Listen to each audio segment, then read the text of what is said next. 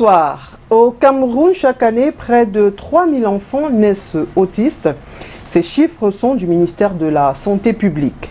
L'autisme ou les troubles du spectre autistique sont un ensemble de troubles envahissants et permanents du développement, caractérisés par une altération qualitative de la communication verbale et non verbale, des interactions sociales, des intérêts restreints et des comportements répétitifs. La maladie est très peu connue de la population. Les personnes atteintes et leurs familles font très souvent l'objet de stigmatisation. Au Cameroun en général, le diagnostic, soit il est fait tardivement, soit il n'est pas fait. La chose qui rend plus difficile encore la prise en charge, qui elle-même n'est pas la chose la plus répandue. Les écoles spécialisées et autres centres de prise en charge des personnes atteintes de ce spectre et même les personnels de santé spécialisés sont rares. Dans les grandes métropoles, on en a quelques-unes, mais pas dans l'arrière-pays. Comment détecter un trouble du spectre autistique? Vers quel spécialiste se tourner? Quel est le quotidien d'un enfant autiste et par ricochet de sa famille? Ces questions, je vais les poser à notre invité de ce soir. Titulaire d'un PhD en économie de développement obtenu à l'université de Clermont-Ferrand, c'est en France. Elle a été consultante auprès de plusieurs organisations internationales telles que la Banque mondiale, Dubai Council, American University of Beirut. C'est une dame, vous l'avez bien constaté, et dans le cadre de son travail, elle a rédigé de nombreuses publications scientifiques en économie de développement. Depuis peu, cette maman est l'auteure d'un livre, L'autisme de mon fils. Celui-ci va nous plonger dans le quotidien de ce docteur en économie qui s'est un peu mué au fil des années en médecine. Avec elle, nous essaierons de mieux cerner la maladie. Notre objectif ce soir est de démystifier cette maladie, sensibiliser afin que cesse le stigma et le partage d'expériences pourra aider plus d'un. Mariée et mère de 2 garçons, le docteur Mireille Nchama est assise ce soir dans le fauteuil rouge. Bonsoir docteur et merci d'avoir accepté notre invitation. Bonsoir Oriane. Bienvenue. Alors vous êtes la maman du petit Louis. Comment est-ce qu'il va aujourd'hui? Je veux dire, est-ce que amélioration aujourd'hui par rapport au début? Lui va très très bien, c'est un garçon très très éveillé, très gentil qui prend soin de son petit frère. Lui, en ce moment, lui a été accepté dans l'une des plus prestigieuses écoles élémentaires des États-Unis, une école où le président Donald Trump avec son fils avait mis son fils dans cette école-là et lui, Rafa, a été accepté dans cette école. Est-ce qu'il a fallu quelque chose de spécial? C'est son état qui a fait qu'on la mette là ou alors c'est l'évolution de... Il y a différents facteurs. Aux États-Unis, l'entrée dans une école, c'est un peu comme lorsqu'on doit entrer dans une école de commerce, on passe l'entretien. Donc il y a différentes étapes. On a l'entretien avec les parents. On discute avec les parents. Il y a l'entretien avec l'enfant en question. On lui fait des tests de mathématiques, d'anglais pour connaître à peu près son niveau et aussi voir comment est-ce qu'il se comporte avec les enseignants, l'interaction. Et après, maintenant, on regarde son parcours et ses bulletins de notes, les lettres de recommandation aussi de ses enseignants. Alors, à vous entendre, on n'a pas l'impression qu'il ait un quelconque trouble. Pourtant, Louis a parlé à l'âge de 4 ans. C'est à l'âge de 4 ans que lui a commencé à parler. Mais avant, il a marché à 9 mois. Il disait papa, maman, il parlait un tout petit peu. Et il aidait même certains enfants de la communauté camerounaise à Washington. Mais à un moment donné, à ses 2 ans et demi, on a senti une sorte de régression. Et pour ceux qui connaissent à peu près l'autisme, certains savent qu'il y a une régression. Il y a d'autres enfants qui commencent à perdre le langage, qui régressent vraiment au niveau de leur développement. Et il a connu ce régressement-là. Et on a commencé, c'est notre voyage ici au Cameroun qui a attiré notre attention. Parce que j'ai ma petite nièce qui est la cadette de Louis de 1 an ou 2 et elle parlait, elle jouait, elle était contente, mais quand je regardais, lui, il était triste. On allait dans des fêtes, il se bouchait les oreilles, le bruit le dérangeait. Donc j'ai commencé à me poser des questions, mais il doit avoir peut-être un problème. Je me disais non. Et lorsque je discutais avec certaines personnes, ils me disaient, ah mais écoute, moi-même j'étais comme ça. On me disait moi-même, oui, tu n'avais pas d'amis quand tu étais à l'école, donc ça va, tu n'as pas de problème. Donc on ne voit aucun problème à ça. Et je l'ai mis à l'école française à Washington. Après 2 jours, tout le temps on m'appelait. Oh, il y a un problème, il crie, il ne veut pas que les gens s'asseyent à côté de lui. Pourquoi? Parce qu'il avait des problèmes sensoriels, il ne voulait pas que les gens s'approchent de lui. Et on m'a dit, écoutez, il faut essayer d'aller faire tester. Et on m'a envoyé à la mairie, parce que c'est la mairie qui couvre tout ce qui est ces problèmes-là aux États-Unis. Je suis partie. On a commencé dans le parcours, tester, voir, voir le psychologue, voir le speech therapy. On m'a dit non, en termes de langage, ça va, il a au niveau normal d'un enfant de 2 ans et demi. Le psychologue me dit qu'il ne voit pas de problème, mais il faut faire quand même des tests plus approfondis. Et c'est comme ça qu'on nous a dirigés dans un hôpital qui est vraiment spécialisé pour les enfants, Children's Hospital. Il n'y a pas d'adultes là-bas, uniquement pour des enfants. On a fait 3 tests. C'est après le 3e test, après avoir discuté avec tous les spécialistes du domaine, qu'on est venu nous dire, écoutez, voilà, il est autiste. Alors, on sait que devenir maman, c'est toujours la grande joie. Et lorsqu'on se rend compte que son bébé est malade, quel est le sentiment à ce moment-là? C'est-à-dire qu'en dehors de la tristesse, est-ce qu'on a comme un sentiment de culpabilité ou alors comment est-ce qu'on se sent? Et est-ce que vous aviez quand même des notions sur cette maladie-là? Je crois que ça dépend de chaque personne.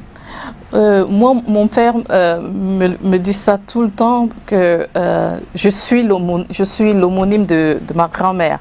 Et ma grand-mère, c'était une battante, c'est une femme qui a eu ses enfants.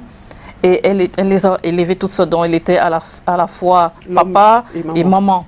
Et il me dit que quand il me voit, il voit ces traits de caractère-là. Moi, je n'ai pas le temps de me lamenter, de commencer à pleurer, parce que moi, j'ai quelqu'un derrière moi qui attend que je réagisse. Donc, qu'est-ce que je fais? Moi, lorsque j'ai eu le diagnostic, je me suis retroussé les hanches, j'ai dit, allez, on va aller au combat, et c'est pas ça qui peut me dépasser.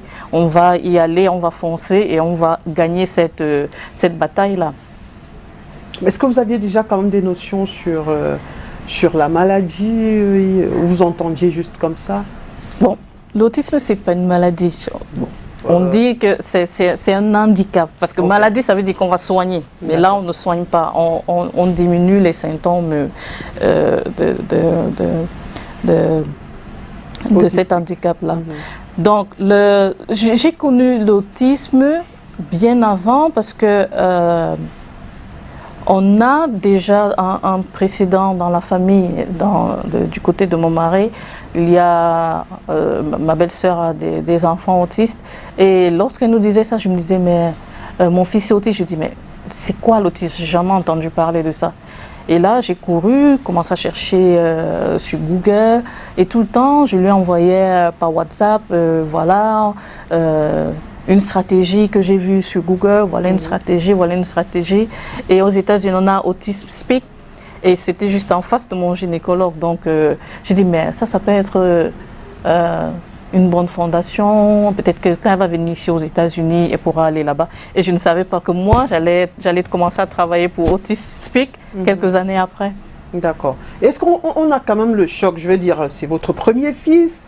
Est-ce que, bon, vous avez dit que vous êtes battante, mais est-ce que pour faire un autre après, on ne se dit pas, est-ce que je ferais pas un autre? Est-ce que il n'y a pas ce genre de questions? Il y a cette question, pourquoi? Parce que lorsqu'on a déjà un enfant autiste, il y a 40%, d'après les statistiques, il y a 40% de chance ou de malchance d'avoir le deuxième qui est autiste. Ah, d'accord. Mais je me suis dit, c'est pour ça qu'il y a cette différence de 5 ans entre lui et son frère. Je me suis dit, est-ce que je dois lui donner un petit frère ou je dois arrêter là? Parce que j'avais cette peur-là. Mais j'ai découvert sur Amazon un livre on disait comment éviter l'autisme. Et c'était des stratégies qu'on disait, écoutez, lorsque vous êtes enceinte, évitez par exemple d'utiliser les produits qu'on nous vend dans les supermarchés pour nettoyer la maison parce que la maison est à la moisissure. À la moisissure, c'est toxique pour l'environnement. Donc ce que vous respirez, oui. ça va toucher votre fœtus. Évitez de manger du gluten. Donc, il y a tout un protocole que je suivais en lisant ce livre-là. Et pas de vaccin, pas aucun médicament. Même si j'avais les maux de tête, je disais, je serre les dents. Et je me rappelle, mon gynécologue, il me disait, ah, mais il y a un vaccin là qu'on demande aux femmes. Je lui dis, non, aucun médicament, surtout pas, surtout pas. Et autre chose, on demande aussi de pouvoir arranger, je ne suis pas sûre que ce soit le thème, de pouvoir to fix your gut. Parce qu'on a un problème au niveau de notre appareil intestinal. Ouais. Et c'est pour ça que parfois, nous les femmes, on prend ce qu'on appelle des probiotiques. Et on demande de prendre ces probiotiques-là parce que ça améliore notre appareil intestinal, parce que tout est lié, vous savez, dans l'organisme, le cerveau, l'intestin et tout. Et j'ai suivi ce protocole-là et après, je me suis dit, j'ai fait tout ce que je peux. Je remets tout entre les mains de Dieu. S'il est autiste, ben, je connais déjà comment ça fonctionne, je pourrais l'aider. S'il ne l'est pas, ben, grâce à Dieu, il va très bien. D'accord. Alors, le diagnostic précoce est important. Selon vous, quel est le bon moment, sachant que justement, il y a des enfants qui ont des retards de langage parce qu'on peut se dire, bon, ici, ils ne parlent pas rapidement, mais il y a des enfants qui ont des retards de langage et qui n'ont pas de problème. À quel moment, selon votre expérience, il est bon de faire le diagnostic? Ce qui est bien de mon expérience aux États-Unis, ce qui est bien, c'est que lorsque vous allez voir le pédiatre, le pédiatre vous remet une sorte de calendrier, on vous dit à 1 mois, voilà ce que l'enfant doit faire. À 2 mois, à 3 mois, et c'est à vous de contrôler. Et on vous dit, voilà le red flag. Si l'enfant ne fait pas ça, alors il faut discuter avec le pédiatre qui va tirer la sonnette d'alarme et maintenant vous envoyer chez quelqu'un qui peut vous aider. Mais en termes de diagnostic, si vous observez très bien votre enfant, à partir de 6-7 mois, vous pouvez déjà vous rendre compte qu'il y a un problème. Qu'il y a un problème lorsque vous comparez votre enfant à un autre enfant qui est à la même tranche d'âge. Aux États-Unis, on a la possibilité d'aller par exemple dans les plaines de jeux. Et dans la plaine de jeux, c'est facile de pouvoir se dire « Oh, mon fils, il a un problème ». Il ne réagit pas comme les autres. Il ne réagit pas comme les autres. Pourquoi est-ce qu'il ne veut pas jouer avec d'autres enfants? Pourquoi est-ce qu'il crie? Pourquoi est-ce qu'il ne parle pas? Alors que je vois un enfant de 8 mois ou de 9 mois qui commence un peu à interagir avec d'autres enfants, qui veut jouer avec, même s'il bagarre. Mais il essaye, il va vers les autres. Mais le mien, il se cache derrière moi. Donc il y a un problème. D'accord. Sachant que c'est un spectre. Oui. Quels sont les spécialistes qu'il faut rencontrer face à cette situation?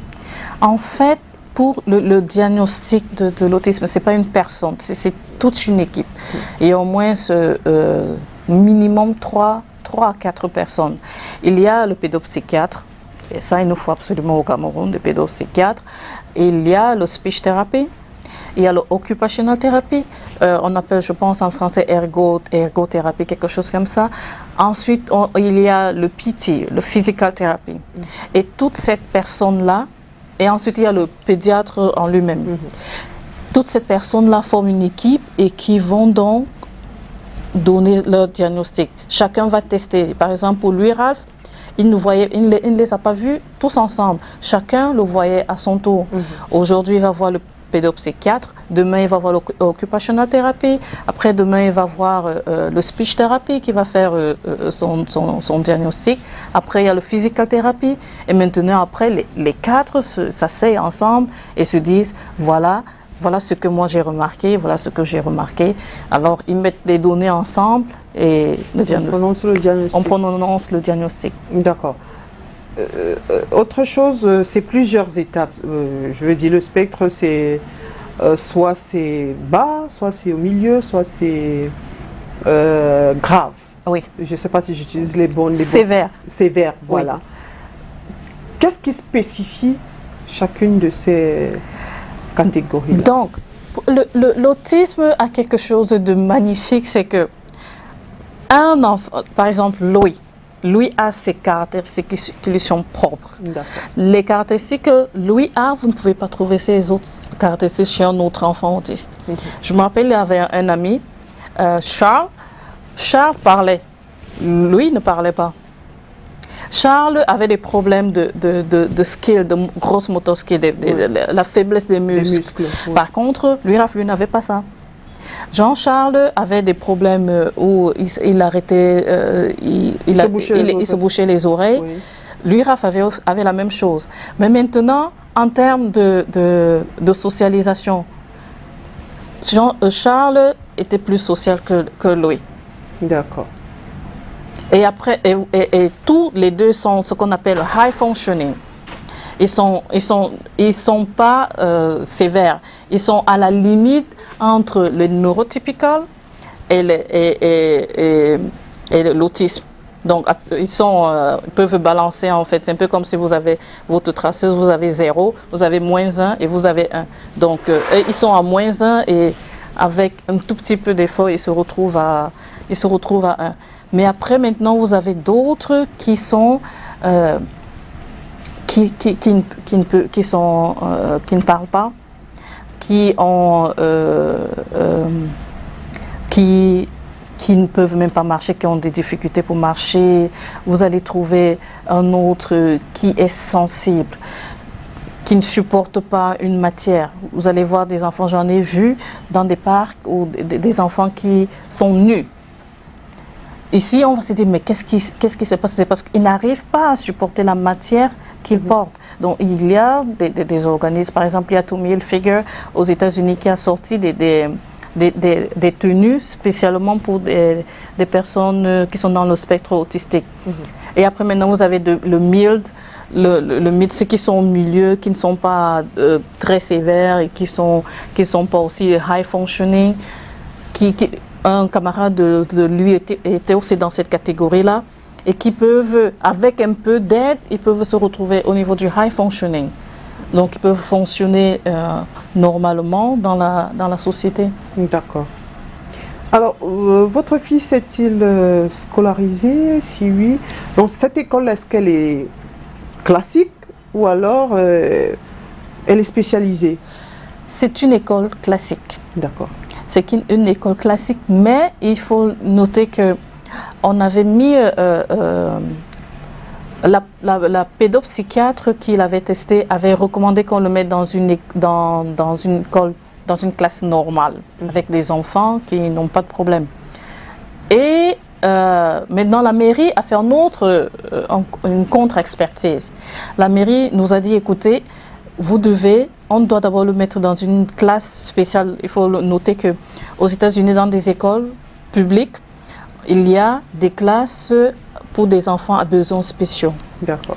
Et en face, vous allez voir, il y aura des salles de classe pour des enfants neurotypicales qui n'ont pas de soucis de santé. Et il arrive parfois qu'on prenne un enfant qui est autiste, on le met de temps en temps, c'est ce qu'on faisait avec Louis, on le prenait parfois, on allait le mettre dans la classe des enfants neurotypicales et il faisait 2 heures là-bas, ensuite il revenait dans sa classe avec d'autres enfants qui étaient dans le spectre comme lui. Une petite transition qui lui permettait maintenant de pouvoir jouer et de pouvoir copier en fait le comportement des enfants neurotypicales.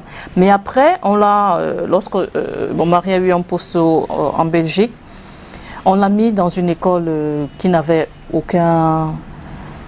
pas de classe spéciale pour enfants autistes. Mais nous, on a toujours, pour leitmotiv, on va dire à l'école que notre enfant est autiste. Donc, si vous voyez, par exemple, il se fâche rapidement, il n'est pas patient, c'est pas parce qu'il est mal élevé, c'est pas parce qu'il a de mauvaises manières, c'est juste que c'est sa condition qui le pousse à faire ça. Et maintenant, il est dans une classe totalement, il n'a pas de support. Moi-même, je fais ces thérapies à la maison. Son papa fait les mêmes thérapies à la maison. Mais ce n'est pas vraiment des thérapies, c'est des stratégies qu'il y a dans mon livre qu'on met en place lorsqu'on se rend compte que bon, c'est un peu comme la voiture, quand on serre le boulon. Lorsque le boulon est un peu dévissé, on serre un peu le boulon pour que ça marche bien. Oui. D'accord. Alors j'imagine que tout ceci a un peu chamboulé votre quotidien. Oui, c'est parce que je me suis fait des tresses là. Sinon, vous allez voir que j'ai des cheveux tout blancs. J'ai les cheveux tout blancs. Comme mon mari a l'habitude de le dire, le stress, ma chérie, le stress. Oui, ça chamboulait ma manière de voir les choses, la manière mon regard sur les enfants. Parce que maintenant, il m'arrive parfois de poursuivre des gens en route. Dernièrement, j'ai vu une dame sous un soleil à Yaoundé qui portait un enfant sur le dos. Et c'était un soleil incroyable. J'ai dit, accélère, accélère, il faut que j'aide cette femme. Avant, je ne pense pas que je l'aurais fait. Et c'est ce qui m'a poussée. Je me suis dit, mais l'autisme m'a rendu tellement très très sensible à tout ce qui est enfant. Et c'est pour ça que je me suis dit, il faut que je puisse avoir cette fondation, faire venir tous ces médecins qui m'ont aidé aux États-Unis, de pouvoir partager cette expérience-là. D'accord. Alors, dites-nous quand même, comment ça se passe votre quotidien, quand vous vous levez le matin, comment est-ce que vous faites avec votre fils? Ou alors tout va bien, c'est un petit garçon? Avant on avait tout un protocole. Ouais. Je vais essayer de le retrouver dans le livre si je peux. On avait tout un protocole où c'est affiché. C'est très important pour les enfants. Le visuel est très important pour les enfants. Par exemple, on a peut-être ça va pas bien se voir à la télé. Ouais. Donc, je vous donne un exemple. Premièrement, à 7h30, on prend le petit déjeuner. 8h, on va faire l'art. À 9h, on va jouer avec des blocs. Ensuite, à 10h, c'est le free play. Il fait tout ce qu'il veut. S'il veut sauter, il fait tout ce qu'il veut. Ensuite, à 11h, on va aller à la plaine de jeu. À 12h, il y a le petit déjeuner. À 13h, il faut qu'il se repose. À 15h, donc tout est calibré. C'est affiché et on lui montre, je lui montre, écoute, voilà ton emploi du temps. À 8h, voilà ce qu'on va faire. À 9h, à 10h. Donc tout doit être bien calibré. Et je veux noter que c'est au début, lorsque vous venez d'avoir le diagnostic, qu'il faut ce visuel-là. D'avoir le morning routine, le afternoon routine et le night routine. Pour que l'enfant, qu'il n'y ait pas de surprise. Parce que les enfants autistes n'aiment pas la surprise. Mais maintenant, moi, ce que j'ai fait, j'ai épicé un peu toutes les stratégies-là. Je me suis dit, oui, je ne veux pas que mon enfant soit comme un robot. Oui. Parce que je me suis rendu compte que c'était déjà devenu, ah maman, il est 8h, on doit faire ceci. Ouais. Oh maman, il est 9h, on doit faire... Je dis, mais attends, mais moi je dois faire des courses, on ne va pas suivre tous les jours tout ce que tu veux. Ouais. Donc ce qu'on va faire, c'est que on va essayer de changer. Même quand je conduis, je l'amène à l'école. Aujourd'hui, je vais prendre la route A. Demain, je vais prendre la route B. Après-demain, je vais prendre la route C. J'alterne comme ça parce que si je n'alterne pas, le jour où je vais prendre uniquement A, un autre jour je prends B, j'ai une crise dans la voiture. Alors que lorsque j'alterne comme ça, son cerveau est obligé de s'adapter en se disant, maman n'a pas seulement une seule route. Oui. Et on est obligé, en tant que parent, d'avoir ces petites stratégies-là, d'être toujours, de réfléchir. C'est pour ça que je vous parlais des cheveux blancs que j'ai. Toujours en train de réfléchir, mais qu'est-ce que je dois faire pour aider ce petit garçon? qu'est-ce que je dois faire, quelle est la stratégie que je dois mettre en place pour l'aider. Vous l'avez dit tout à l'heure, lui n'est pas le seul, il a un petit frère. Comment est-ce que vous vous êtes adapté pour que le petit frère ne se sente pas un moment un peu délaissé parce que il faut beaucoup d'attention pour lui? Ce qui est, comme les Américains disent, amazing, c'est que lui, c'est un peu mon bras droit. Il est devenu un peu comme... Parce que ma grossesse, je l'ai passée quasiment toute seule parce que mon mari était à Bruxelles. Et lorsqu'il est parti à Bruxelles, je suis restée avec lui parce qu'il devait faire ses thérapies. Et c'est lui qui m'aidait. On allait voir mon gynécologue ensemble, donc il était là quand et donc ça l'a rendu, il est devenu un peu comme le papa de son petit frère. Et parfois je lui dis écoute, il faut que tu ailles aider ton petit frère à prendre son bain.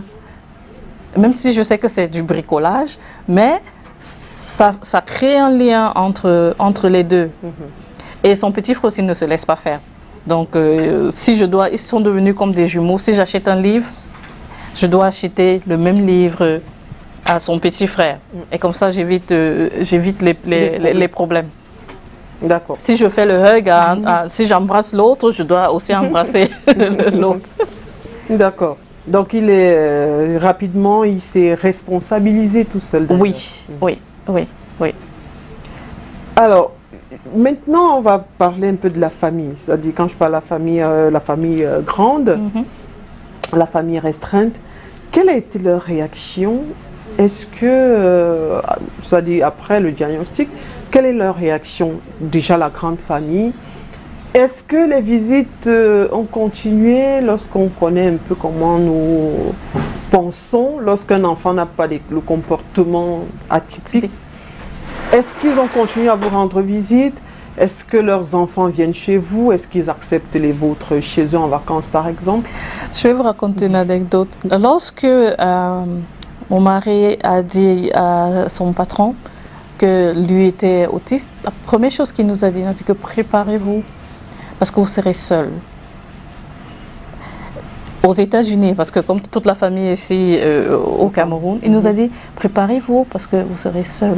Vous aurez beaucoup de gens qui vont arrêter de vous inviter. Vous aurez beaucoup de gens qui ne vont plus vous fréquenter parce que ils ne souhaitent pas que leurs enfants soient proches de votre enfant.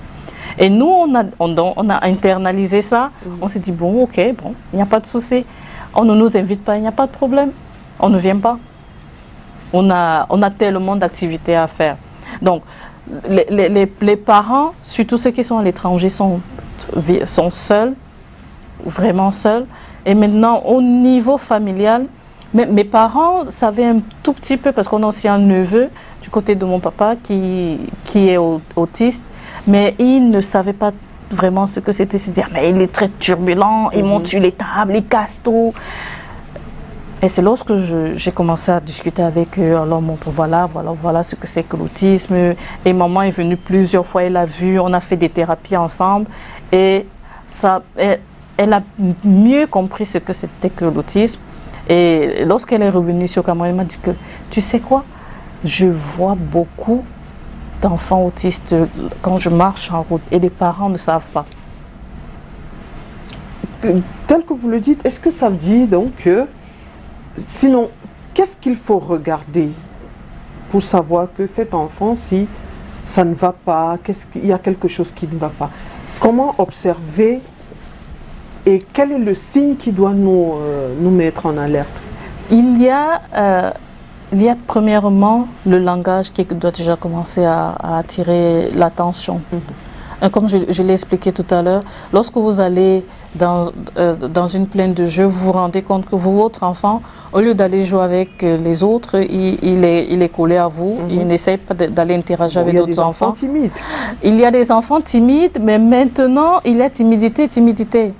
S'il est avec ses frères, parfois, même avec ses frères, il ne veut pas jouer. Ah, d'accord. Il y a le langage qui n'est pas là. Il y a, les enfants autistes ont, on le dit toujours, une musique Chaque fois que mon mari et moi on entend, on dit qu'il est là, il est là, il est là, l'autiste en fait.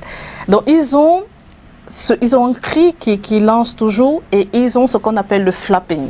Donc certains, hein, pas tous, hein, qui font quand il est très content, ils commencent à faire ça. C'est d'habitude ceux qui sont vraiment dans la zone sévère. Mais ceux qui sont dans le high functioning, certains font le flapping. Lyra faisait le flapping, le langage et maintenant la socialisation. Mais c'est compliqué parce que de répondre de manière très spécifique à cette question parce que le spectre autistique, il est tellement grand. Et chaque enfant a sa spécificité. Il y a un enfant, dont je vous parlais tout à l'heure en off, qui, lui, va commencer à grincer ses dents. À grincer ses dents. Ça, lorsque vous voyez déjà un enfant qui commence à grincer ses dents, il faut faire attention. Il faut faire attention, il faut commencer à vous dire il est en problème. Vous allez voir un enfant qui ne supporte pas d'être pieds nus, par exemple.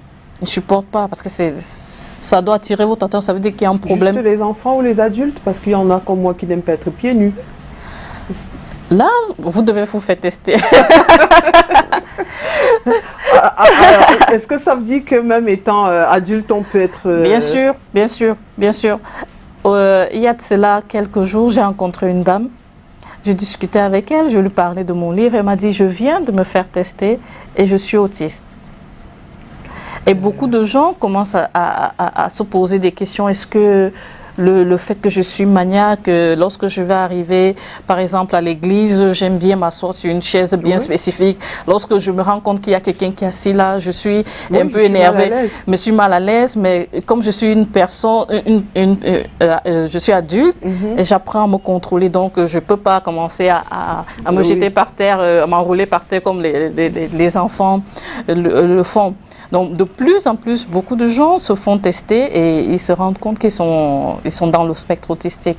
Bon, où est-ce qu'on se fait tester ici? Parce que je pense que je ne serai pas la seule à me faire tester. Nous sommes nombreux dans cette maison à avoir des petits tics qui peuvent paraître autistiques. Oui, ce qui est bien en Afrique, on va dire, c'est que ceux qui sont high functioning, ils passent en fait à la trappe. Oui. Il est difficile de pouvoir les détecter. Ils vont passer dans « oh, il est têtu »,« oh, il est hyperactif »,« oh, il a les problèmes d'attention ». Quand il est en salle de classe, il ne veut pas écouter ce que l'enseignant dit, c'est en turbulence. Alors que cet enfant, c'est de la souffrance qu'il a. Alors, vous êtes basé aux États-Unis. Vous nous avez dit un peu de façon brève comment ça s'est passé là-bas, mais comment est-ce que la prise en charge se fait de ce côté-là?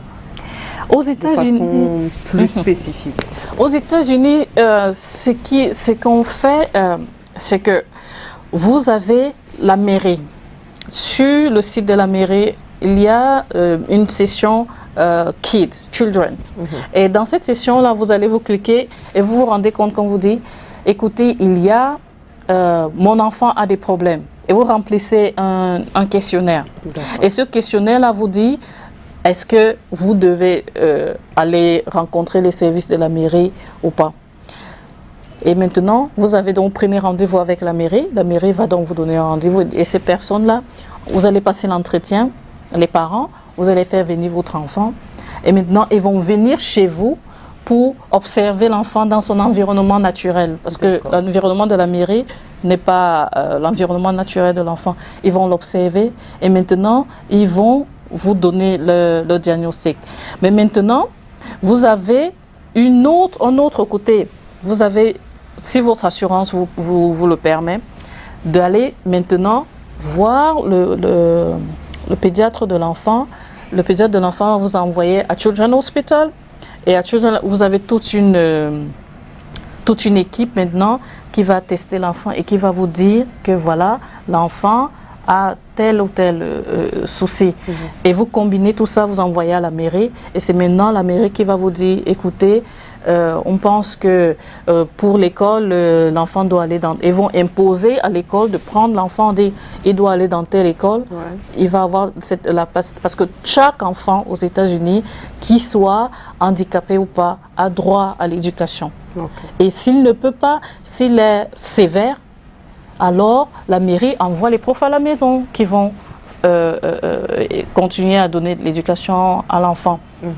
Mais vous avez la mairie qui joue ce rôle central-là pour aider les parents au niveau du diagnostic. D'accord. Alors là, il y a les enfants qui sont suivis. Les parents, comment ça se passe? Est-ce que vous aussi, vous êtes suivis ou comment? Oui. En ce qui concerne les parents, la mairie encore nous dit, nous, même à l'école ou bien lorsque vous amenez l'enfant à l'hôpital, parce que j'amenais lui à l'hôpital, vous passez le plus de temps avec l'enfant. Donc, il faut qu'il y ait un suivi entre ce que nous, on fait à l'hôpital ou ici à la mairie et ce que vous faites à la maison. Donc, automatiquement, on vous propose de faire une formation. Donc, on a fait, mon mari et moi, on a fait une formation, on appelle ça Hanen.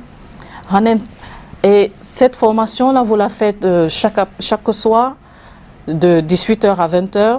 Et ils ont des services de babysitter pour garder les enfants. Et qu'est-ce qu'ils font? C'est qu'ils font ces formations-là et maintenant, le week-end ou bien en semaine, ils prennent rendez-vous avec vous pour venir dans l'environnement naturel de l'enfant et faire le cas pratique. Vous observez, filmer. Et lorsqu'ils finissent de filmer, ils vous disent « Ok, venez vous asseoir, on fait le débrief. » Le débriefing, ouais. Vous faites le débrief. Écoutez, mais pourquoi est-ce que lorsque vous parlez à l'enfant, vous ne vous êtes pas mis au niveau de ses yeux pour pouvoir regarder? Pourquoi est-ce que vous devez vous mettre au niveau de ses yeux pour pouvoir attirer son attention?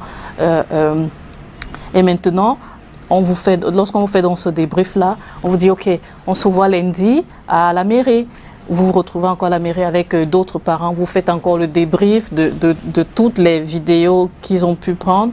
Et lorsqu'ils font dans ce débrief-là, on vous dit, OK, maintenant on va passer à tel autre chapitre, telle autre stratégie, et jusqu'à ce que toute la formation est complètement finie.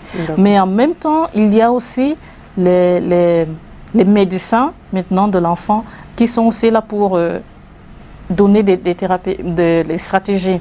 Par exemple, la psychologue et la speech thérapie de lui, chaque fois, elle me disait, OK, il y a tel livre qu'il faut que tu lises. Maintenant, s'il a tel souci, je me rappelle, il voulait jouer avec certains enfants, mais les enfants ne voulaient pas jouer avec lui. Comment est-ce qu'au lieu qu'il s'enroule par terre en disant, oh, personne ne veut jouer avec moi, qu'est-ce que je dois faire? Elle me dit, voilà, tu fais ça, je finis de faire ça avec lui pendant la thérapie. Et maintenant, toi, tu vas aussi aller l'appliquer à la maison. Tu affiches, c'est parce que je ne suis pas venue avec... Le mur de ma maison, c'était un peu comme en hôpital. J'avais tout ce qu'il faut. Et regarde, oh oui, si mon ami ne peut pas jouer avec moi, quel est mon plan A? Si le plan A ne marche pas, quel est mon plan B? Je vais jouer tout seul. Quel est mon plan C? Je vais demander à un autre enfant de jouer avec moi. Quel est le plan D? Je vais dire à la maîtresse, est-ce qu'elle veut bien jouer avec moi ou pas? Ou bien alors, je vais m'asseoir dans mon coin et j'attends que le jeu finisse. D'accord, ça nous sommes aux États-Unis. Oui. Alors, vous êtes camerounaise? Oui. Pendant vos séjours ici, sachant qu'il n'y a pas tout cela, comment est-ce que vous faites? Comment est-ce qu'ils s'adaptent quand vous arrivez au Cameroun? Ce qui est... Depuis un certain temps, on essaie de venir chaque année ou bien tous les 6 mois parce que l'environnement camerounais est challenging pour lui. Pourquoi? Parce que, premièrement, le bruit. Ouais. Il y a les bars, il y a les baffles et moi, je suis contente. C'est des thérapies que moi j'utilise. Il ne sait pas ça, mais c'est des thérapies que j'utilise parce qu'il n'a plus à se couvrir les oreilles. Oh, it's too loud, it's too loud, it's too loud. Donc, moi, j'utilise ce que je vois autour de moi pour l'aider. On a par exemple, on a plein de jeux, pour ceux qui vont lire mon livre, on a plein de jeux qu'on utilisait quand on était petit. On ne se rendait pas compte que ces jeux-là nous aidaient on faisait en fait des thérapies, on faisait des thérapies sans le savoir pour développer nos muscles, pour travailler, être alerte, pour travailler la balance, on ne savait pas. Mais pourtant, c'est ça. Je vous prends par exemple, on faisait quoi? On jouait à la corde. Oui. Ça, c'est un jeu qui permet à l'enfant d'être réactif. Oui. Ça réveille son cerveau.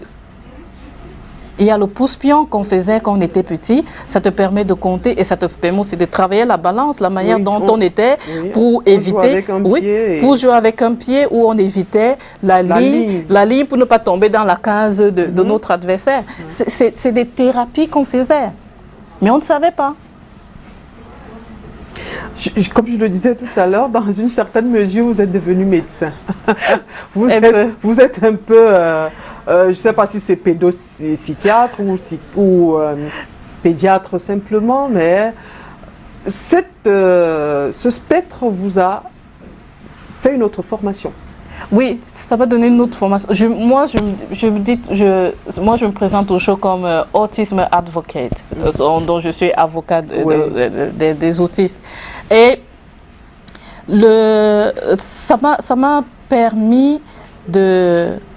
Parce que, mis à part Louis, il y a plein de familles que je forme en offre, qui m'appellent, qui me disent « Écoute, mon fils a tel problème, qu'est-ce que tu me conseilles de faire ?» Je vous disais tout à l'heure que dans la famille, on avait, je me rappelle, lorsque une fois, un membre de la famille était venu nous rendre visite en Belgique, j'ai pris 24 heures pour les former. Et c'est au sorti de cette formation que j'ai décidé d'écrire le livre, parce que j'étais vous avez vu vos capacités? J'ai vu mes capacités, mais j'étais aussi déçue. Je n'arrivais pas à expliquer comment ça se faisait que cette famille a fait près de 5 ans de thérapie au Cameroun et dans un autre pays africain. Et ils étaient toujours... Il n'y avait pas d'amélioration. Il n'y avait pas d'amélioration. Ils étaient toujours à ce niveau-là. Et lorsque ils sont repartis, mais aujourd'hui, ces personnes aident d'autres familles. Et je me suis dit, mais mon mari m'a dit, écoute, si tu aides les gens comme ça, écris un livre, tu vas aider d'autres familles en Afrique. Et comme ça, même ceux qui n'ont pas 300 000 francs par mois pour payer dans un institut ici au Cameroun, au moins ce livre-ci peut donner un coup de main à ces familles qui ne sont pas nantis, qui n'ont pas ces moyens-là de pouvoir aider leurs enfants. Encore que les stratégies ne sont pas toujours, il ne faut pas toujours de l'argent, il faut juste être astucieux et bien observer son enfant. Oui. Et l'observation est très importante. Et moi, ce que je donne toujours comme conseil aux parents, surtout les mamans, moi, je dis toujours aux mamans, écoutez, on ne poursuit pas de livres à la fois. Parfois, il faut appuyer pause, même si vous êtes grande directrice, je ne sais pas où, vous appuyez pause, parce que c'est pas la babysitter, n'a pas le temps. Moi, je suis partie faire des thérapies avec des babysitters, et lorsque le médecin sort de la salle, elle ne demande pas alors comment ça s'est passé, comment il s'est comporté, et ça ne la dérange pas. Alors que moi, c'était la première chose, je regardais d'abord le visage de Mrs. Amanda, et si je voyais que son visage était rouge, je savais que c'était la catastrophe pendant la thérapie. Mais si je vois comment elle sourit, je demande alors comment ça s'est passé, et elle me dit non, ça s'est passé comme ça, il avait des difficultés à tel endroit, il faut continuer à improve ce problème, cet aspect-là à la maison. Allez, on se voit la semaine prochaine. Parce que si vous n'observez pas, ça ne marche pas. Si vous êtes tout le temps en train de voyager, vous n'avez pas le temps de pouvoir observer. Je vous prends un exemple. Mon fils n'aimait pas l'art. Il détestait l'art. Mais maintenant, si je vous montre son bulletin, on dit qu'il est significantly above expected. Donc, il a 20 de moyenne en art. Comment est-ce que j'ai fait? J'ai juste observé. J'ai utilisé sa faiblesse en force. D'accord.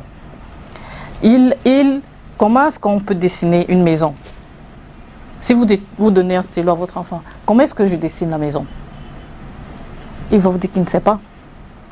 Mais moi, mon fils est un mathématicien, comme il me dit tout le temps, et il adore tout ce qui est forme. Et je lui dis, écoute, ok, on va dessiner la maison. Qu'est-ce qu'on fait? Tu regardes la maison. La première forme, on a, c'est quoi? C'est un rectangle. On dessine un rectangle. Ensuite, maintenant, essaie de regarder à la fenêtre. Tu vois la maison qui est en face. Qu'est-ce que tu vois? La fenêtre a quelle forme? Il me dit, ah, ça a une forme carrée. Allez, hop, on met les carrés. Et il y a les petits carrés à l'intérieur. Oui, on met les petits carrés à l'intérieur. Et la porte, regarde la porte de la maison, c'est quoi? C'est rectangulaire. Allez, on met le rectangle. Et maintenant, la toiture, tu vois que c'est quelle forme? C'est le triangle. Et on a notre maison.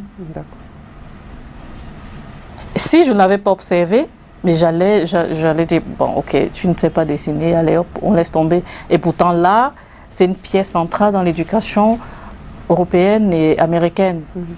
Tout ce que les enfants font sont basés sur l'art. Ils doivent être créatifs, la créativité, on travaille dessus. Donc lui qui avait la phobie des dessins s'est retrouvé à être un grand dessinateur. Un grand dessinateur. D'accord. Tout à l'heure, bon, disons au début, je précisais que vous êtes auteur de nombreuses publications, mais là scientifique parce qu'on le rappelle encore, vous êtes docteur en économie et développement, mais depuis peu vous avez écrit ce livre, L'autisme de mon fils, c'est le titre. Peut-être que vous avez déjà répondu, mais vous allez encore répondre. D'accord. Quel est l'objectif de votre livre? Quand vous avez écrit, vous vous êtes dit, j'écris ce livre, pourquoi? Est-ce que c'est une thérapie pour vous? Est-ce que c'est pour partager uniquement votre expérience? Sinon, quel est l'objectif visé par votre livre? L'objectif de ce livre, c'est de sauver, entre guillemets, un maximum de familles, de personnes, qu'ils soient aisées ou pas.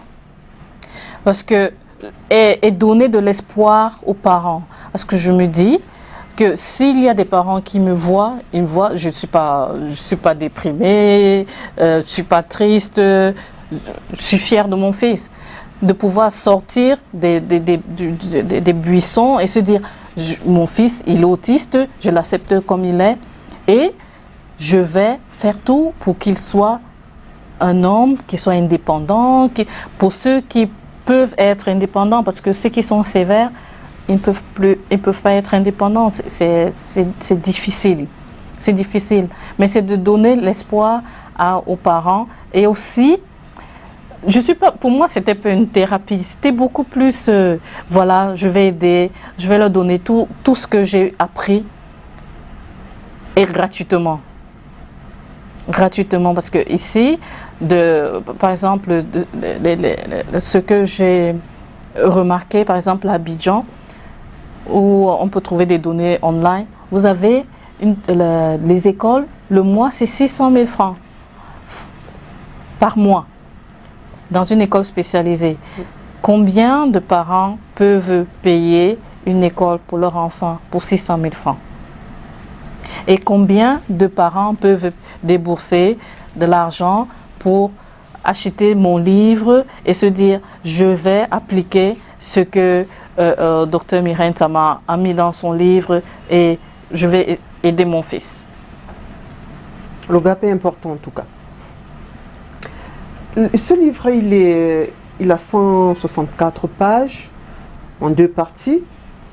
La première parle de la vie d'une mère autiste et tout le train-train quotidien. La seconde parle des stratégies pour aider les enfants ayant un trouble autistique ou non. Moi, c'est le nom qui m'interpelle quand même. Pourquoi non? Ou non. Pourquoi ou non? C'est parce que lorsqu'on a eu le petit frère de Louis, on a utilisé le EBA. Pour ceux qui savent, c'est une thérapie comportementale. D'accord. Donc, on a utilisé le EBA sur son petit frère. On a utilisé la stratégie ANEN pour le speech sur son petit frère. Il a 2 ans. Mais si vous l'entendez parler, vous allez penser que c'est un enfant de 5 ans qui parle à côté de vous. Et on s'est dit, ce n'est pas un médicament qu'on donne à l'enfant. C'est juste des stratégies pour l'aider dans son développement, pour l'aider à parler, pour l'aider à bien se comporter, de ne pas sauter, de ne pas crier, de ne pas bagarrer, bref, de s'intégrer dans le moule de la société. Mais pourtant, c'est la société qui doit s'adapter à ces enfants-là. Donc, je me suis dit, ça, ce n'est pas un médicament. Donc, la stratégie qu'on utilise sur son enfant autiste, c'est la même stratégie qu'on utilise sur un enfant qui n'est pas autiste pour l'aider. Parce qu'il y a certains, comme je vous disais, qui aiment marcher sur la pointe des pieds. Il n'est pas autiste, mais il a des problèmes sensoriels. Ouais. Donc, qu'est-ce que vous devez faire? Vous devez enlever les chaussures, enlever les chaussettes, arrêter de mettre des grosses chaussures aux enfants qui ont moins de 3 ans. Ils n'ont pas besoin de chaussures. Ils doivent marcher pieds nus. Quand on était petits, on aidait nos tontons à construire les maisons en terre battue. Et c'était des stratégies sensorielles qu'on faisait parce qu'on est obligé de piétiner la boue, ensuite maintenant prendre cette boue-là et mettre sur le mur. Et vous allez voir un enfant qui va vous dire, lui, il ne supportait pas tout ce qui était sale. Mais maintenant, je fais exprès, je salis ses mains. Parfois, par exemple, sa psychologue me disait, tu prends ton sèche-cheveux, tu l'allumes et tu restes là pour stimuler, arrêter cette épaisse sensorialité de ses oreilles. Alors ça, c'est dans la deuxième partie. Oui. Dans la première partie, il y a aussi quelque chose qui interpelle. Vous parlez des 3 A. C'est quoi les 3 A? Les 3 A, ce sont 3 femmes magnifiques qui vont venir ici au Cameroun, j'espère d'ici peut-être 3 ou 5 ans, quand je serai bien stable. Ces femmes-là, il y a Amanda, docteur Amanda Asting, qui était la pédopsychiatre de mon fils, excellente, la meilleure. Pour l'avoir comme pédopsychiatre, c'est sur recommandation.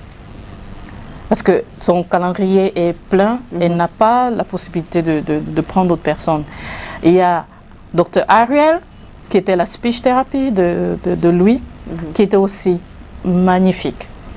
Et enfin, il y a son enseignante, Mrs Alexander, qui est même encore jusqu'aujourd'hui. On est devenus copines en fait. Parce que lorsqu'elle a des fêtes dans sa famille, elle nous invite, On est devenu une petite famille avec ces trois personnes-là. Donc ce sont ces 3 personnes-là qui nous ont soutenus pendant tout ce combat qu'on menait avec l'autisme. Alors, donc c'est un peu une reconnaissance pour ces 3 dames. Oui. Pour ces 3 dames. Et je n'hésite pas à chaque fois, même quand j'ai les résultats, vous venez même de me rappeler que je dois envoyer à Dr Amanda la vidéo pour lui dire que lui, Raph, maintenant, il sait nager parce que c'était un combat. On a dépensé plein d'argent, on a arrêté, on a pleuré, on a parlé. Il n'arrivait pas. Il n'arrivait pas. Elle m'a dit, écoute, un enfant autiste, si c'est qu'il pleure, et il développe l'anxiété, il ne peut rien faire parce que son cerveau shut down. Il ne peut rien faire. Et ça fait 1 mois, je partageais ça avec des gens sur Twitter, je les disais, alléluia, mon fils du jour au lendemain a décidé qu'il va nager. Et il nage. D'accord. Donc, à un moment, il faut s'adapter à son cerveau. Oui. C'est-à-dire le suivre, on ne le brusque pas plus que ça. Non. Non. Sinon, il shut down. Il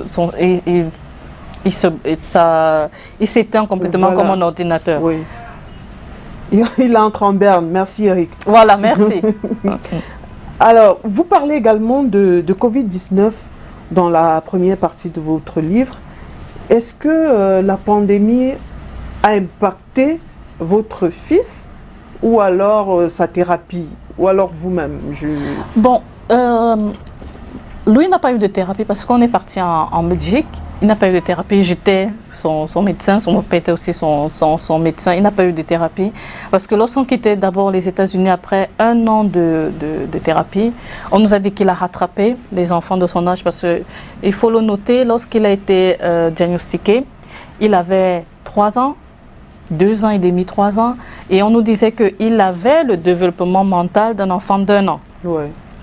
Et donc après 1 an de thérapie et tout ce que j'ai eu à faire autour et avec l'aide des 3A, il a rattrapé les enfants de son âge, 4 ans, 5 ans, il est devenu part intégrale de ce groupe d'âge-là. Ouais. Et donc c'est pour ça qu'on a donc décidé d'aller retrouver mon mari en Belgique. Et il se trouve que pendant le confinement, c'est justement pendant le confinement en Belgique, vu que les écoles étaient fermées, mais on continuait à faire les cours, Oui. les cours, et il fallait envoyer les devoirs. Et c'est là où on s'est rendu compte que, écoute, il n'aime pas l'art. Et personne ne me l'avait dit à l'école que mais on a we struggle, on a des problèmes avec lui pour qu'il puisse faire de l'art. On a des problèmes pour qu'il puisse terminer rapidement ses devoirs et tout parce qu'il prend le temps, il rêve, s'il est distrait, il commence à arriver et tout. Et ça fait paf dans ma tête, j'ai dit bon ok, on faut encore recommencer à tout visser, à recommencer à avoir toute une discipline. Ok, maintenant on va faire ça, on va faire ça, on va faire ça. Et appliquer, comme je vous disais tout à l'heure, comment est-ce qu'on fait l'art? Comment est-ce qu'on dessine par exemple une femme? C'est fait quoi? On fait un cercle, ensuite on fait un triangle, ensuite on fait des rectangles, 2 rectangles, ensuite on fait l'ovale pour les pieds. On fait donc c'est comme ça que j'ai pu. Le coronavirus m'a montré cette faiblesse-là. Heureusement, ça m'a permis de rattraper rapidement le coup. Alors, avec votre livre, vous entendez vous sensibiliser, démystifier la maladie, surtout stopper la stigmatisation. Est-ce que, avant ce livre, selon vous, votre message passait déjà? Ou c'est par le livre que vous allez davantage le véhiculer? Le message passait pour ceux qui me fréquentaient. Parce que, comme je vous ai dit, il y a certaines familles qui se rapprochaient de moi pour me dire, voilà, j'ai tes soucis, comment est-ce que je fais? Ou bien j'ai une de mes copines qui m'appelait, me disait, oui, j'ai une amie de ma fille qui passe à la maison, qui est autiste, comment est-ce que je peux me comporter, comment est-ce que je peux essayer d'arranger le playdate entre elle et ma fille, quelles sont les stratégies, quels sont les types de jeux que je peux faire pour qu'elle ne soit pas frustrée. Donc ça, je le faisais déjà en off. Et après, comme je vous ai dit, mon mari m'a dit, share, partage ce que tu connais. Et donc j'ai décidé, donc, ok, je vais partager ce que je connais et dire au monde que on peut être un enfant, une femme, avec un enfant autiste, mais c'est pas la fin du monde. C'est pas la sorcellerie, c'est pas l'oncle du village qui a mangé mon fils qui a fait. Non, c'est une condition. Voilà. Et on peut avoir des stratégies pour l'améliorer. Voilà. Alors vous allez tout à l'heure bien nous expliquer ces stratégies-là, puisque justement votre livre prône le partage d'expériences. Déjà, est-ce que c'est aisé, sachant que nos statistiques ne sont pas actualisées? Tout à l'heure, vous avez relevé un certain aspect, peut-être qu'il y a des autistes parmi nous et on ne le sait pas. Est-ce que c'est aisé d'atteindre les cibles lorsque on ne sait pas déjà que voici, ça c'est un trouble autistique? C'est pour ça qu'il est important, pour moi, je pense que les autorités vraiment devraient, on devrait tirer une sonnette d'alarme en Afrique en général, hein, parce que ce n'est pas seulement au Cameroun. Dire avant, aujourd'hui, l'OMS dit qu'on a un enfant sur 160 en Afrique qui naît autiste. Au Kenya, vous avez 1 sur 25 qui est né autiste. Au Cameroun, on ne sait pas. On n'a pas de statistiques réellement qui peuvent nous dire il y a tel nombre d'enfants qui sont autistes, il n'y en a pas. Et les statistiques donnent tout. Si on teste, on teste et qu'on forme.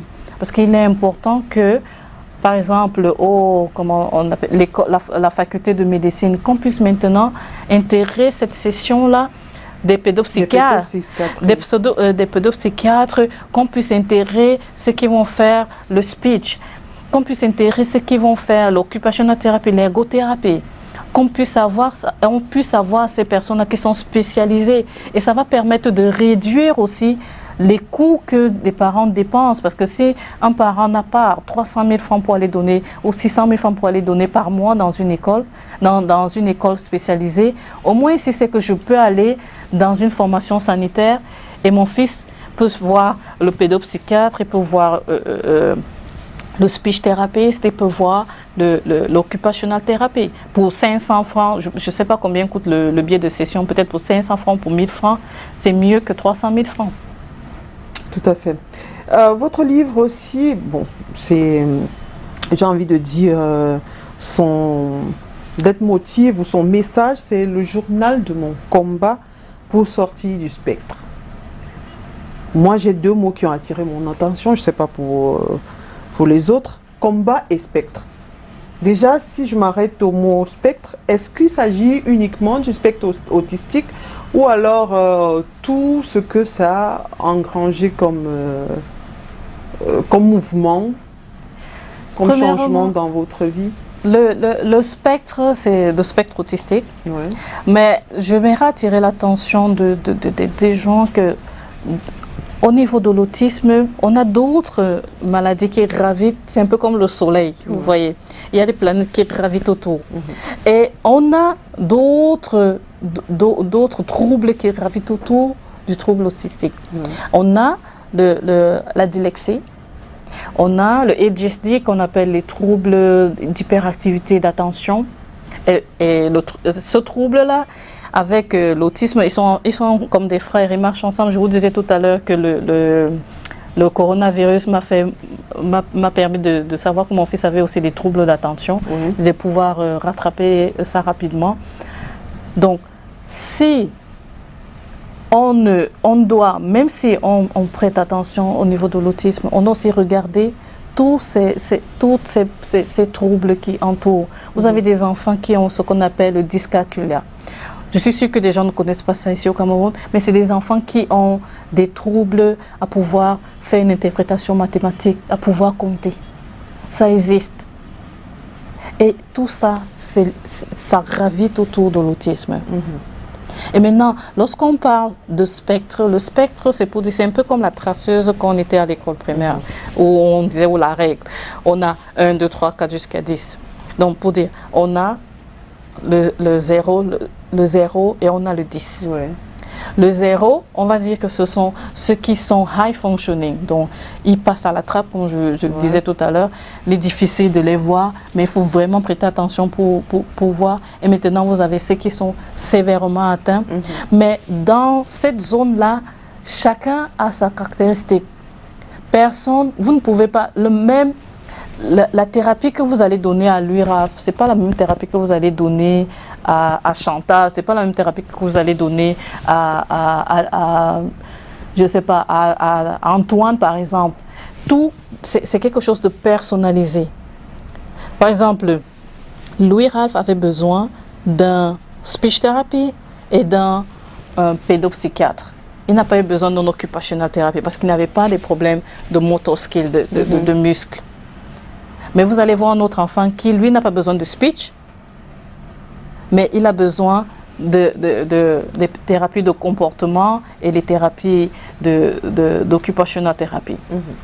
Donc, ça change d'une personne à une autre. D'accord. Donc, c'est le journal de tout ce spectre-là, et autistique et tout ce qui tournait autour. Alors, parlons du combat maintenant. Le combat. Pourquoi le combat? Moi, je ne suis pas quelqu'un qui se lamente en fait sur son sort. Parce que je me dis toujours, pourquoi est-ce que je vais perdre mon temps à pleurer alors que mon fils est là, il m'attend. Il attend que je fasse quelque chose pour lui. Combat, c'est dire, je me retrousse les manches et on y va. On va mettre les mains, comme certains disent, dans le cambouis. Donc, on va se battre pour que tout aille pour le mieux. Et c'est ce que j'ai fait. J'ai dit à mon mari, écoute, oui, je travaille. Toi, tu passes ton temps à voyager tout le temps. Ça me peut parler. Ça peut parler. Ce que moi, je vais faire, on a tous les deux les thèses en économie. Je lui ai dit, toi, tu vas travailler pour nous. Et moi, je vais m'occuper de ce garçon.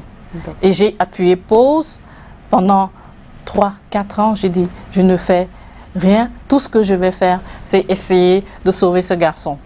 Aller l'amener tous les matins faire ses thérapies, l'amener à l'école, aller au cours de tennis, au cours de karaté, au cours de piano, faire toutes les activités. On me dit, ah oui, il faut faire les cours de piano parce que lorsqu'un enfant joue au piano, ça active les deux côtés de son cerveau. Alors, allez, je pars, je vais l'inscrire au cours de piano, on va faire les cours de piano. Il faut faire les cours de karaté parce que ça va renforcer ses muscles, parce qu'il ne supporte pas, il a les problèmes aussi de comportemental, je pense. Les troubles comportementaux. Oui. Et donc, au karaté, il n'a pas la possibilité de commencer à regarder à gauche, à droite et à ne pas suivre ce que le maître dit. Il est obligé d'être concentré.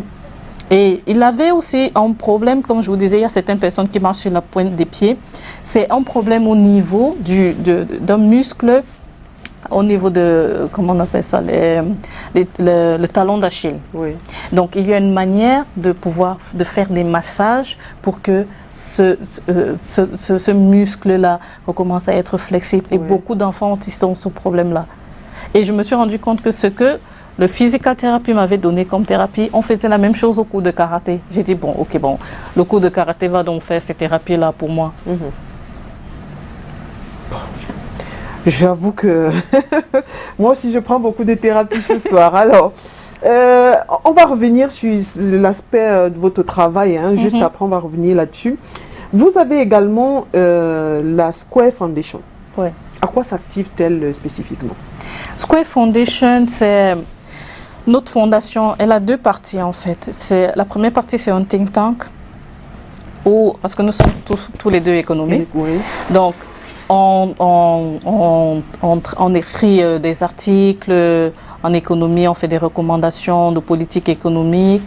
Et en ce moment, pour l'instant, on a une petite structure. J'ai une recherche assistante avec qui je travaille en ce moment sur tout ce qui est commerce, et tout ce qui est agriculture, tout ce qui est Covid.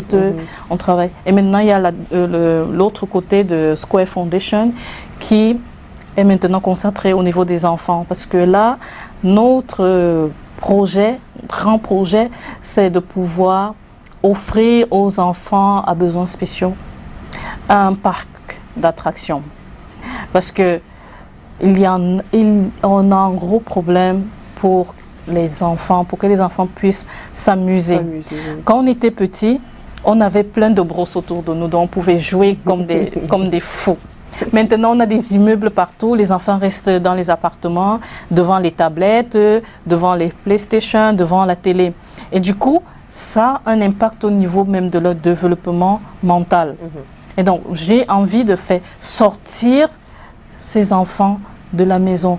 Il faut qu'ils aillent jouer. Et ils restent à la maison parce qu'ils n'ont pas un espace pour jouer. On n'a pas, que ce soit Yaoundé, Douala, n'importe où, il n'y a pas un espace où les enfants peuvent s'amuser comme nous, on s'amusait quand on était petits. D'accord. Et Square, est-ce que c'est parce que votre fils aime bien non, Square, c'est en fait, nous sommes 4. Ouais. Donc, il y a mon mari, il y a moi, il y a Louis et il y a son petit frère. Donc, ça fait les 4 côtés de... Oui. D'accord. Je me suis dit, comme il aime beaucoup les graphiques, peut-être. Alors, les médecins eux-mêmes ont encore certaines zones d'ombre s'agissant de l'autisme. Est-ce que, sinon, comment rester optimiste lorsqu'on se dit que même les spécialistes sont un peu dubitatifs sur le sujet? C'est en Afrique. D'accord. On va noter. Au Cameroun. En Afrique, ils sont encore dubitatifs. Oui. Mais moi, je dirais aux médecins, allez même aux États-Unis, allez au Canada. Bon, pour ceux qui ont des problèmes en anglais, allez au Canada. Les 2 grands pays au monde qui prennent sérieusement en charge et qui ont des stratégies avancées sur l'autisme, c'est aux États-Unis et au Canada. De faire demander des bourses, demander des coopérations. Il y a des médecins qui sont prêts à venir en Afrique pour aider les parents. Moi, les 3A, Ariel, Amanda, Alexander, elles sont prêtes à venir au Cameroun pour pouvoir former même pendant une semaine. Même une formation d'une semaine, c'est déjà beaucoup. Ouais. De pouvoir aider les médecins. Mais maintenant, tout ne doit pas être seulement de mon côté. Il faut maintenant que les autorités puissent mettre, se dire que c'est quelque chose qui nous intéresse, que chaque enfant a droit à l'éducation. Chaque enfant a droit à ce qu'on essaye de l'aider à pouvoir s'insérer dans la société. On ne doit pas mettre certaines personnes à côté parce qu'ils ont un handicap. Alors, au regard de votre expérience, quel conseil donner aux parents, aux potentiels parents et aux parents d'enfants déjà autistes? Le conseil que je vais donner aux parents, le premier conseil que je vais donner aux parents des enfants autistes, c'est écoutez, première chose que vous devez faire, c'est vraiment observer votre enfant. C'est important parce que lorsque vous observez votre enfant, vous connaissez quelles sont ses limites. Et comme je l'expliquais tout à l'heure avec les formes, vous pouvez utiliser cette obsession-là comme une force pour vous, pour pouvoir aider, contourner en fait ce que votre enfant a comme obsession. Et maintenant, ne vous dites pas que c'est une malédiction. Ne vous dites pas que c'est un oncle du village qui vous déteste, qui a lancé quelque chose à votre enfant. Non, ce n'est pas ça. Et ne vous en voulez pas. Il y a certains parents qui s'en veulent. Oh, peut-être que parce que je buvais, peut-être parce que je fumais, que mon enfant est autiste. Oui, bon, ceux qui fument et qui boivent, oui, ça peut jouer. Mais dites-vous que vous n'avez pas le temps de vous lamenter. Vous n'avez pas le temps. Je dis toujours à mon mari que moi, je me bats pour ces enfants, c'est parce que quand je serai à la retraite, qui va s'occuper de moi? Si moi, je ne les sauve pas maintenant. Alors, au regard de votre expérience à l'extérieur et au Cameroun, selon vous, qu'est-ce qu'il faut faire ici, chez nous, pour améliorer déjà cette prise en charge? Là, je veux dire, en dehors de l'aspect des médecins qui peuvent aller se former, chez nous-mêmes, je veux dire, loin des spécialistes, qu'est-ce que nous-mêmes on peut faire sur le plan local pour aider quand même? Ce qu'on peut faire, maintenant qu'on nous parle de décentralisation, il est important que maintenant les mairies puissent prendre, puisqu'ils sont proches du peuple, et maintenant se dire, on va essayer d'aider ces familles-là, parce que au village, comment on fait? Il y a bien certains enfants qui sont dans le spectre dans les villages. Comment est-ce qu'on fait pour prendre en charge ces personnes-là? Il faut absolument qu'on crée des structures adaptées dans chaque centre médicaux, c'est médicaux? Les centres de santé? Les centres de santé, voilà. Dans chaque dispensaire, voilà.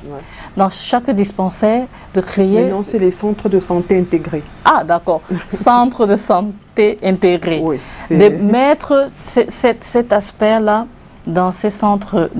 Mais maintenant, comme je dis toujours, les données comptent. Parce que si dans mon village, il n'y a pas d'enfants autistes, ça ne sert à rien de créer ça.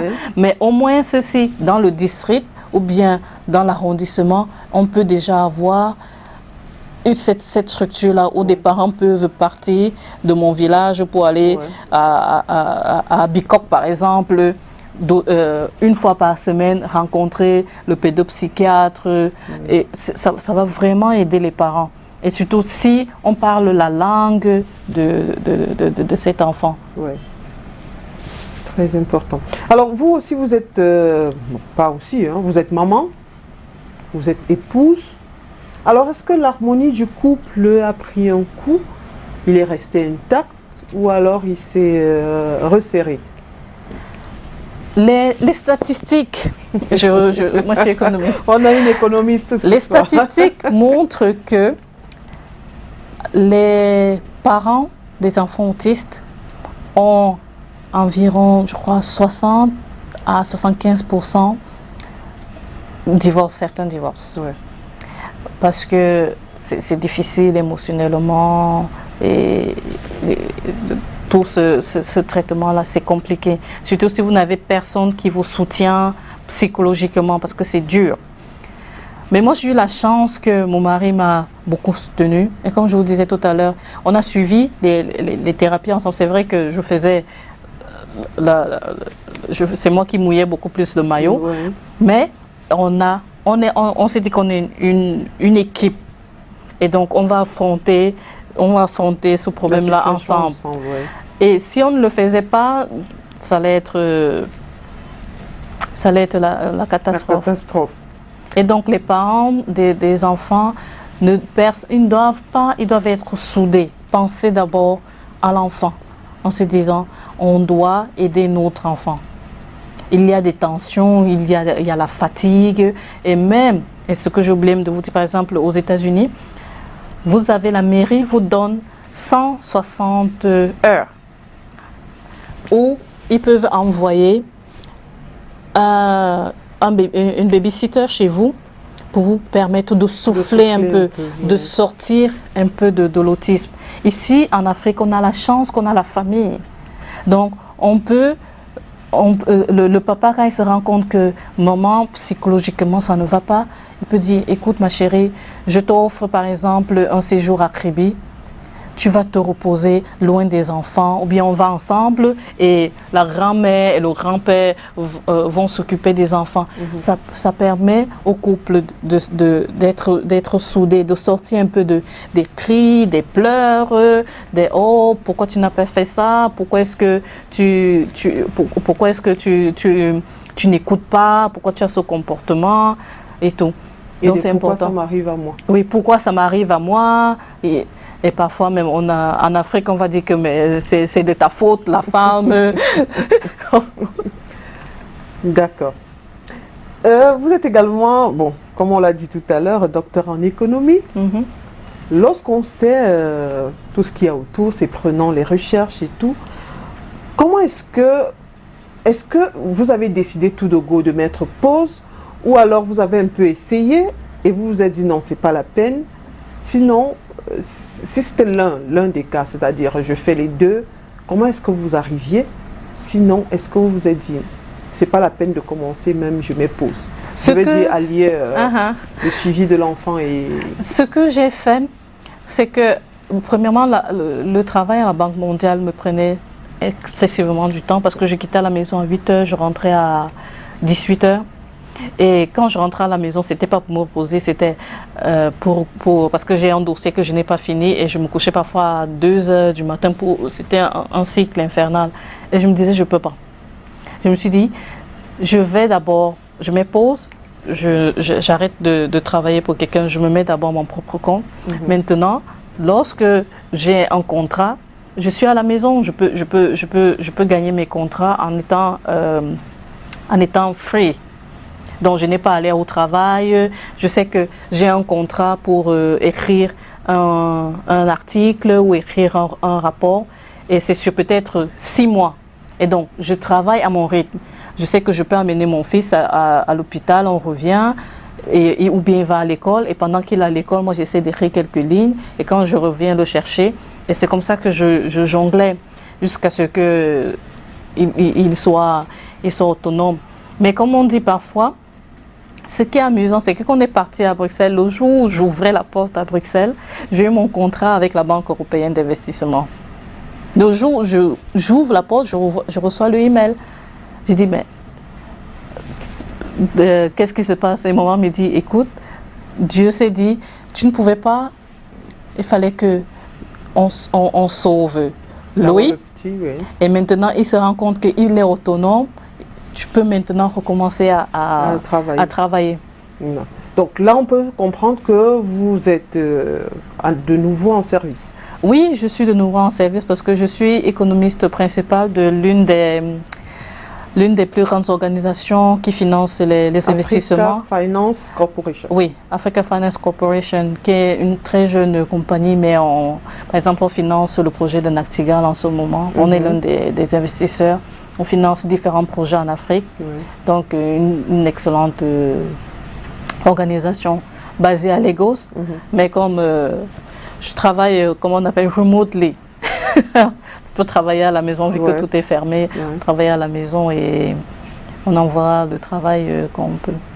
Covid aidant aussi, on ne se regroupe plus beaucoup. Voilà. Alors, votre CV, il est très long, on ne peut pas le détailler complètement. Vous êtes également diplômé en interior design, parce que vous aimez l'architecture. Oui. Est-ce que ce n'est pas vous qui avez finalement passé le virus à Louis, le virus de... Je pense parce que Louis m'appelle, il dit que je suis ingénieur. Voilà. Parce que les meubles, c'est moi qui les monte à la maison. Voilà. Il dit que mommy est ingénieur. Donc, je pense, parce que quand j'étais petite, je voulais être architecte. Ouais. Et on n'avait pas d'école d'architecture au Cameroun. Et je me suis dit, bon, qu'est-ce que je peux bien faire? Je suis partie faire économie. Mais c'était vraiment pas passion. Et il se trouve que lorsqu'on a fait le diagnostic de Louis, j'ai d'abord tout arrêté, pendant au moins 1 an avant de recommencer à travailler à partir de la maison. Lorsque j'ai arrêté de travailler comme ça, je me suis dit, j'ai recommencé avec ma passion. Donc l'architecture. Étant à la maison. Oui, j'avais la possibilité, je me suis inscrite au cours online. Et j'ai fini, et j'ai eu mon diplôme en plus. J'étais toute contente. Et donc, voilà, par exemple, on est en train de construire notre maison. C'est moi qui pense tout ce qu'il y a dans la maison. Bon, je suis féministe. J'ai tendance à dire que finalement, c'est vous le bras fort de la maison. C'est ce que mon mari dit. Il dit qu'on ne peut pas vivre sans toi. Alors, votre fils, il est autonome, vous l'avez dit. Mais est-ce qu'à un moment...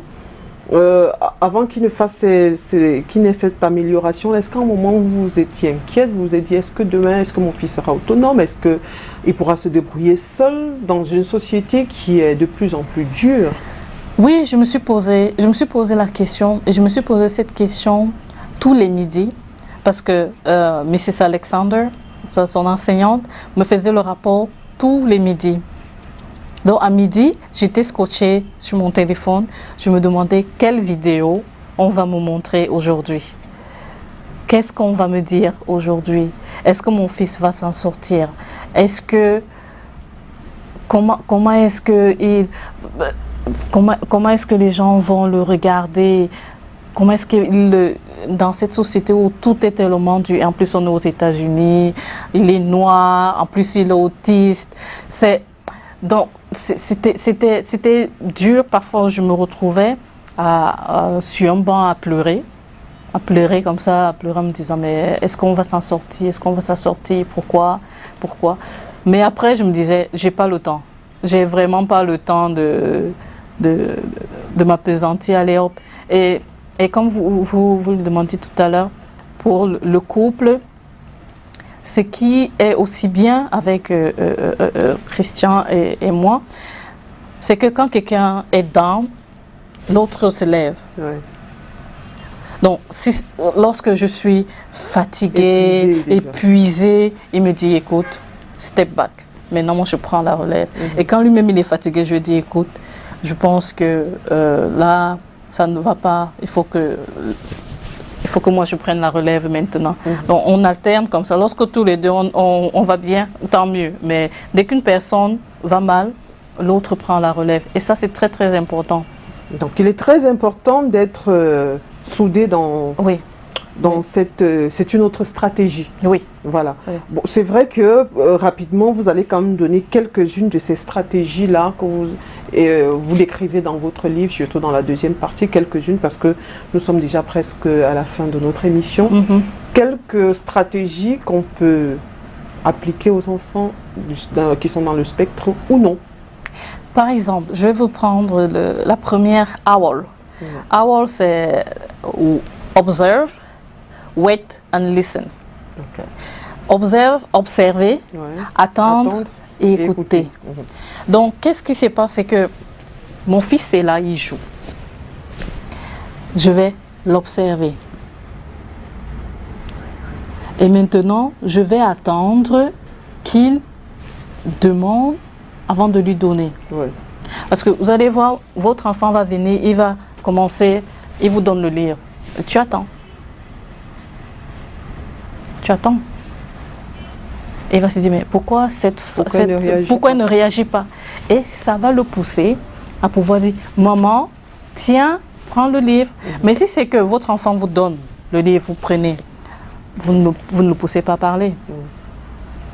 Et écoutez. Écoutez ce que l'enfant veut. Suivre ce qu'il aime. Comme je vous disais, avec les formes. Mon fils aime les formes, il aime les mathématiques. Donc moi, j'utilise ça comme un acquis pour moi. Comment est-ce que je contourne? J'écoute ce que lui il aime. Et je l'aide avec ça. Ça, c'est l'une des stratégies de OWL. Et toujours, lorsque vous devez parler à l'enfant, parce que moi, je parle toujours le early intervention, c'est ça qui est très important lorsqu'on teste l'enfant quand il est encore en bas âge. Ouais. C'est de toujours, lorsque vous parlez à l'enfant, ne restez pas debout en parlant à votre enfant. Mettez-vous à genoux, vos yeux doivent être parallèles aux yeux de votre enfant. Il doit regarder vos yeux. Parce que les enfants autistes ont toujours un regard fuyant. Ils vous parlent, ils regardent là. Oui, Oriane, oui, non. Il faut toujours lui dire, look at me in the eyes, regarde-moi dans les yeux. Qu'est-ce que tu veux? Il va toujours avoir mais vous devez toujours lui dire, regarde-moi. Mais si vous êtes en haut, vous demandez de faire un effort de vous regarder. Alors que si vous êtes à son niveau, c'est que je peux regarder maman dans les yeux et je peux lui dire que voilà, je n'aime pas ceci. Est-ce qu'elle peut faire ça pour moi? Il faut aussi beaucoup de patience. Oui, il faut beaucoup de patience. C'est pour ça que je vous disais tout à l'heure que quand vous êtes en couple, lorsque l'autre est fatigué, perd patience, l'autre prend la relève. Parce que vous allez commencer, mais pourquoi tu comptes comme ça? Mais pourquoi tu... Et là, vous vous dites, je dois me mettre de côté, sortir, changer d'air et revenir. Parce que c'est pas facile d'élever un enfant autiste. Je pense que c'est sur ces mots que nous allons terminer notre émission. Je rappelle que votre livre, c'est L'autisme de mon fils aux éditions Muntu. C'est bien cela? Oui. Oui, les éditions du Muntu. Et très bientôt, nous allons assister à la dédicace ici à Douala parce qu'il y a 2 dates. Oui, il y a le 15 juillet.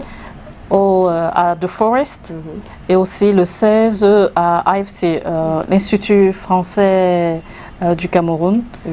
Mais avant ça, il y a le 9 juillet à Yaoundé, à la librairie des Noirs. Des peuples noirs. Des peuples noirs, voilà. Librairie des peuples noirs. Alors merci beaucoup Dr Mireille Nchama, merci pour ce partage d'expérience, merci surtout d'avoir accepté notre invitation. C'est moi qui vous remercie. Et on attend la dédicace, hein, on va se faire le plaisir de venir vous accompagner et surtout de recommander ce livre à tout le monde. Je pense que c'est pas juste pour les parents ayant les enfants dans ce spectre, c'est pour tout le monde. Non. Ah, très bien. Mesdames et messieurs, merci à vous d'avoir été des nôtres et à jeudi prochain. Ça va, je vais vous reparler?